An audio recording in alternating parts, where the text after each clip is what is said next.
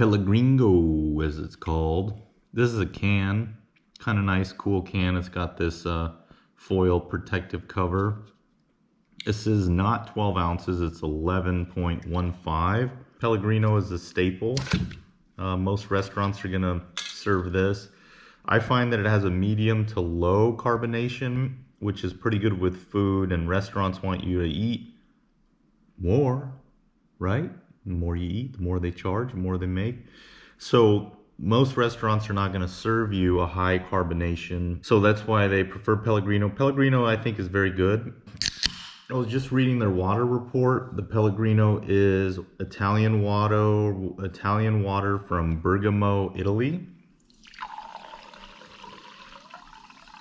And it is not naturally carbonated, contrary to what a lot of people think about San Pellegrino. They actually are adding what they call natural CO2 to this. I read the water report on their website. The pH is 5.6. Carbonation does add a little bit of acid like we talked about before, but it's very, very minimal. It's a good water. I mean, some of the sparkling waters you drink and you get a little bit of the water taste is slightly too minerally or off. Their water report is very impressive, almost no fluoride, none of the bad chemicals, and it's very thorough. So if you're concerned about that, I would suggest you check it out. The can is cool, I guess. I certainly prefer glass with these. I'm drinking all of these warm. I feel like that masks the flavor less, so to speak. I feel like you get a better flavor profile. Again, medium bubbles, maybe a little bit on the low end of medium. So it's very hydrating. It's not going to feel like your tongue is not hitting as much water from having too many bubbles. But I like San Pellegrino. I will drink it gladly anywhere that I order sparkling water.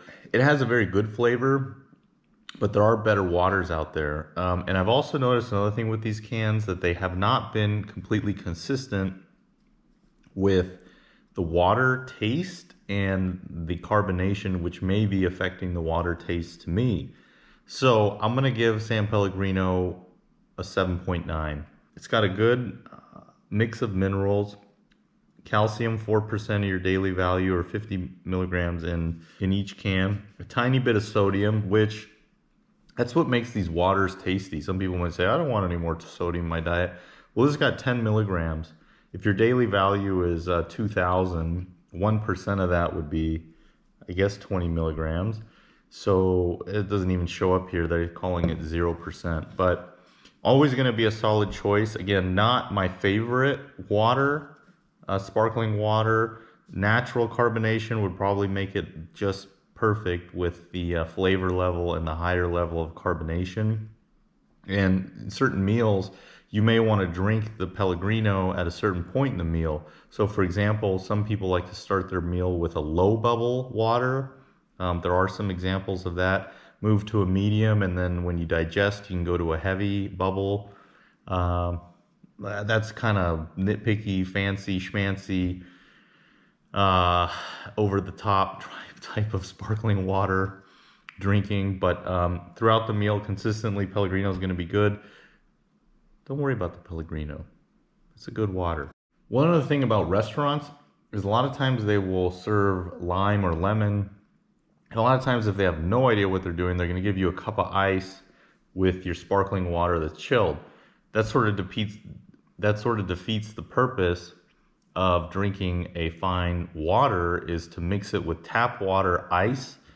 If you're really into fluoride and drinking tap water, I mean, you might like that, or if you just like ice in your drinks, but it's going to do two things. One is it's going to totally change the taste, and it's going to actually reduce your bubbles, because as the carbonated water is being poured over the ice, it's going to shake it up or mix up the liquid, and it's going to lose some carbonation. So I don't like it when they bring ice, and I don't recommend drinking that way. I guess some people drink these with straws.